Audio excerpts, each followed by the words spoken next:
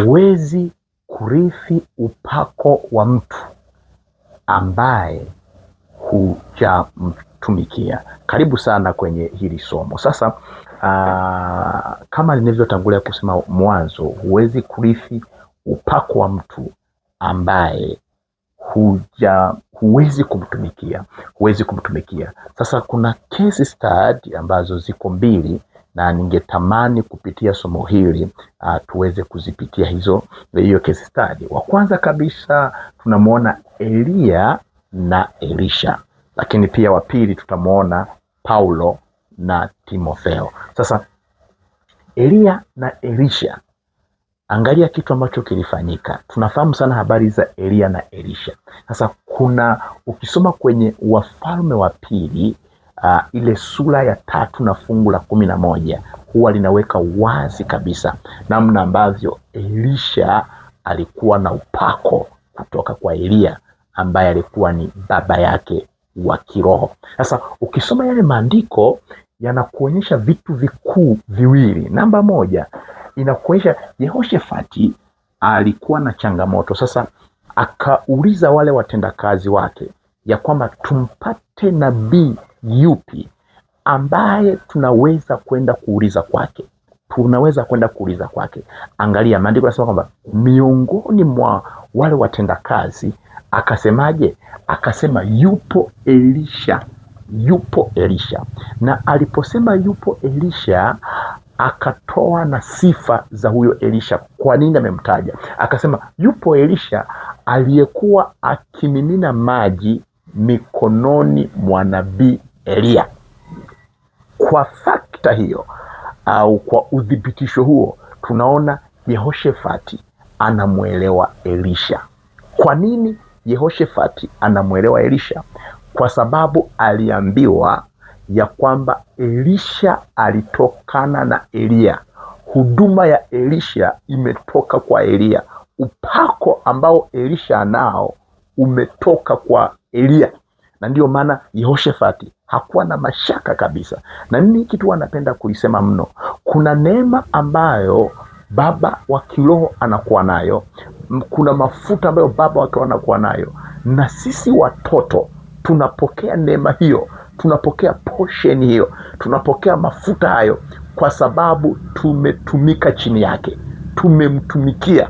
Na ndio maana kuna baadhi ya watu wakituona au kuna vitu ambavyo tunaweza kunufaika, si kwa sababu tunafahamika, si kwa sababu nafahamika au huyo mtu ananifahamu, lakini atakapogundua kwamba nimetoka kwa baba yangu wa kiroho, moja kwa moja anakuwa hana mashaka kabisa, na anakuwa yuko wazi kuweza kunisaidia, anakuwa yuko wazi kuweza kusaidia. Kwa nini? Umetoka wapi wewe? Umetoka wapi? Kwa hiyo unaona namna ambavyo pia inaturahisishia. Maana yangu hapa ni nini, mtu wa Mungu? Unapokuwa unatumika chini ya baba wa kiroho, unapokuwa unatumika chini kabisa, unaweza usielewe, unaweza kuhisi labda na maumivu, unaweza kuhisi kama vile unaonewa, unaweza kuhisi kama vile unafanya kazi nyingi sana, unaweza kuhisi kama vile unatumika sana, unamtumikia mno. Upako haujaji hivyo. Upako una gharama yake. Kupata neema ambayo huyo mtu anayo ina gharama yake, si kitu chepesi mno kama ambavyo watu nadhania.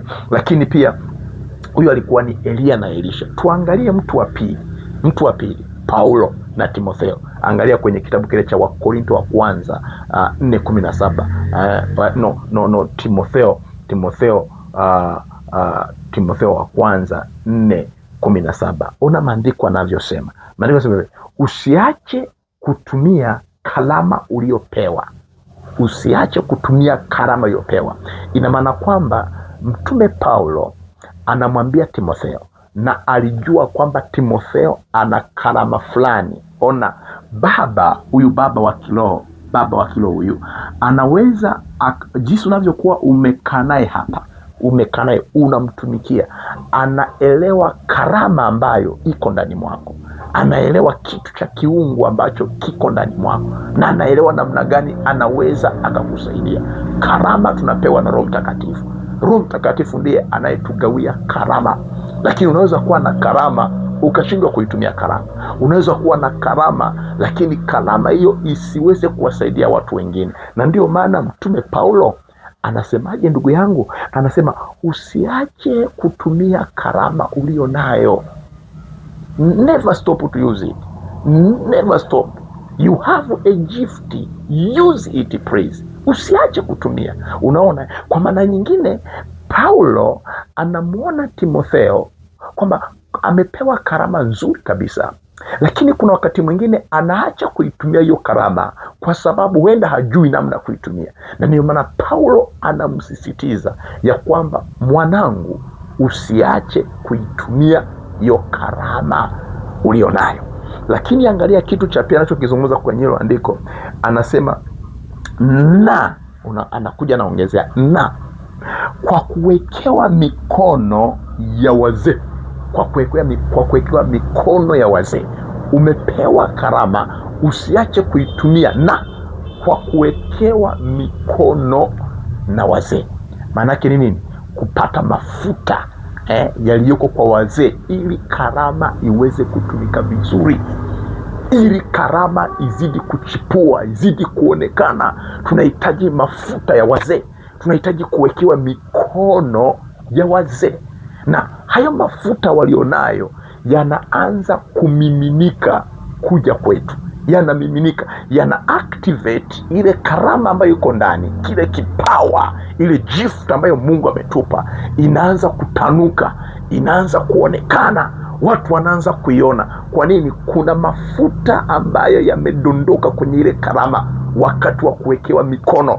Tayari yale mafuta yanaleta uhai, yanafungua mlango wa ile karama kuanza kutumika. Siku moja nilikuwa namsikiliza Pastor George Mkabwa, akasema ya kwamba baba yake wa kiroho alimuita, akawa anazungumza naye sana tu, lakini baadaye kwenye maombi akamwambia, nataka nikuombee mwanangu.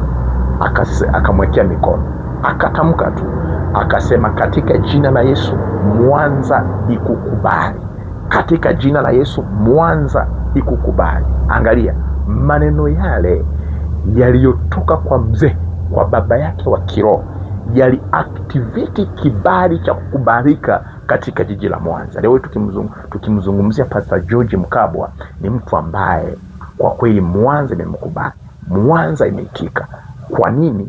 Kwa sababu kuna activation ambayo ilitokea kutoka kwa baba yake wa kiroho. Ni kweli alikuwa na kibali, ni kweli alikuwa anafundisha, ni kweli alikuwa mwalimu mzuri, lakini kabla ya kunenewa, kabla ya kuwekewa mikono na baba yake wa kiroho, unaona kuna vitu vilikuwa havijaenda vizuri. Rafiki yangu, ndugu yangu, naomba unisaidie na unieleweshe nini ambacho umejifunza kutokana na hili fundisho.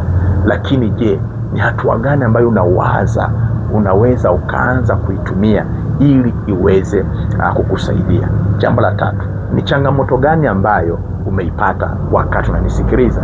Niandikie kwenye comment, lakini pia unaweza kuniona inbox ili tuendelee kujengana na tuendelee kufundishana. Mimi bado ni mtoto wa baba zangu wa kiroho. Nimelelewa na Dr. Zakayo Nzogere, nimelelewa na Pastor Joyce Jimmy, na nimelelewa na Pastor Tukiko Omoso. Nimepita mikononi mwa watu hao watatu, wamenifanya nikue, wamenifanya nifike hapa nilipofika. Karibu sana hapa Disciples Community Church Kisesa, Mwanza. Mungu akubariki sana. Amen.